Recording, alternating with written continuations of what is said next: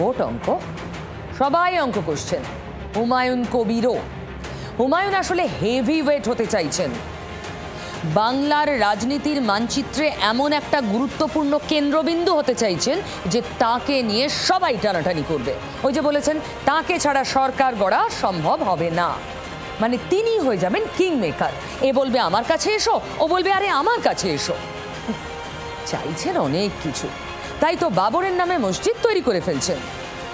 অঙ্ক কষে রাজনীতিতে অত্যন্ত প্রাসঙ্গিক হতে চাইছেন, গুরুত্বপূর্ণ হতে চাইছেন, কিন্তু গুরুত্বপূর্ণ হতে গিয়ে ব্লান্ডার করে ফেলছেন, আবার নিজে মুখে সেটা স্বীকারও করছেন।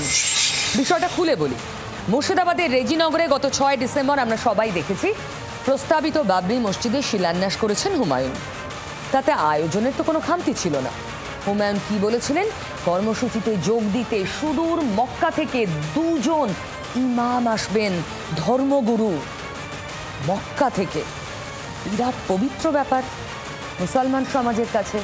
অনুষ্ঠানের দিন মঞ্চে ভরতপুরের বিধায়কের ঠিক পাশে 2 ধর্মগুরুকে আমরা দেখলামও। সৌদি থেকে আসা ইমাম বলেই তাদের পরিচয় দিয়েছিলেন আয়োজকরা। কিন্তু 2 দিনের মধ্যেই কাহানি মে টুইস্ট। জানা গেল মক্কা তো দূরের কথা, হুমায়ুনের অনুষ্ঠানে যে 2 জন আলো করে বসেছিলেন মঞ্চ, তারা হাওড়ার বাসিন্দা, মানে এ রাজ্যের। একজন হাওড়ার, অন্যজন হুমায়ুনের জেলা মুর্শিদাবাদেরই। বুঝো কাণ্ড। কিন্তু কি করে হলো এমন? প্রথমে সরাসরি সৌদির সঙ্গে যোগাযোগ করেছিলাম 2 মাস আগে। তারা বলেছিল যে ইন্ডিয়া গভর্নমেন্ট যদি ইনভাইট লেটার পাঠায় তাও সম্ভব না। তখন আমার কাছে ইউসুফ মৌলানা তা বলেছিল সৌদির লোক গুজরাটে আছে, তাদেরকে আমি এনে দেবো। 12:30টার সময় 2 জনকে ডুপ্লিকেট সাজিয়ে নিয়ে আসে। মক্কা বলে মুর্শিদাবাদ। কবির সাহেব, আপনি হেভিওয়েট হতে চাইছেন, কিং মেকার হতে চাইছেন, এমন ব্লান্ডার করে বসলেন। কিন্তু এই ব্লান্ডার কি এমনি এমনি হয়ে গেল, নাকি এর পিছনেও অঙ্ক রয়েছে? এদেরকে ব্লান্ডার করেছে এই দাড়িওয়ালা যে মন্ত্রী হয়ে বসে আছে, এই যে সিদ্দিকুল্লাহ চৌধুরী।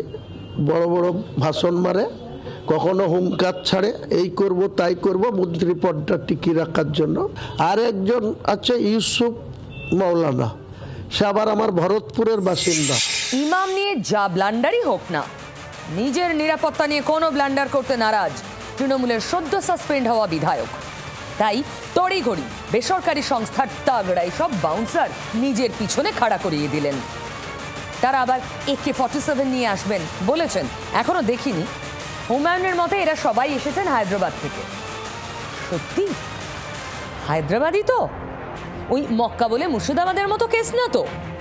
নাকি বাংলার বিরিয়ানিকে হায়দ্রাবাদি বলে চালানো হচ্ছে?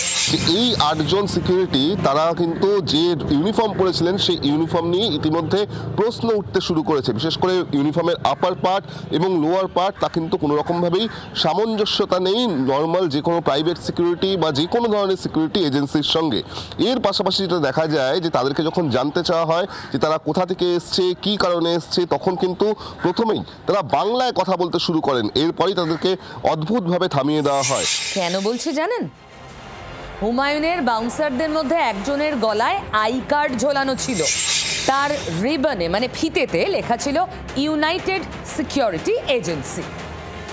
এবার আমরা খোঁজ করতে শুরু করলাম হায়দ্রাবাদে এটা কোথায়, কতদিন ধরে চলছে, এজেন্সি সম্পর্কে যা হয় সাংবাদিকের মন।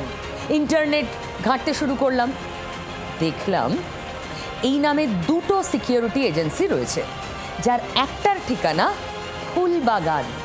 হ্যাঁ, উত্তর কলকাতার ফুলবাগান। আমরা যদিও বিধায়কের কথাতেই বিশ্বাস রাখছি, মেনে নিচ্ছি তারা সবাই হায়দ্রাবাদ থেকেই এসেছেন, ফুলবাগান থেকে নয়। কিন্তু হুমায়ুন কবির বলেছিলেন না তার নিরাপত্তা রক্ষীদের হাতে AK-47 থাকবে? সেগুলো কই?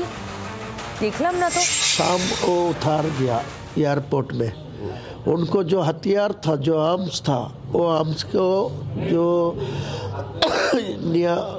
लाइसेंस वाला है, लेकिन उनका पेपर्स पत्र वगैरह कोई प्रॉब्लम है, इसीलिए एयरपोर्ट अथॉरिटी उनको हथियार सीज करके रखा।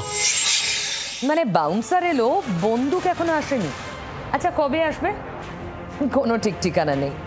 রাজনীতিতে হেভি ওয়েট হতে গিয়ে আরো একটা ব্লান্ডার করে বসছেন না তো কবির সাহেব? বাংলার আওয়াজ, বাঙালির আবেগ, জি 24 ঘন্টা।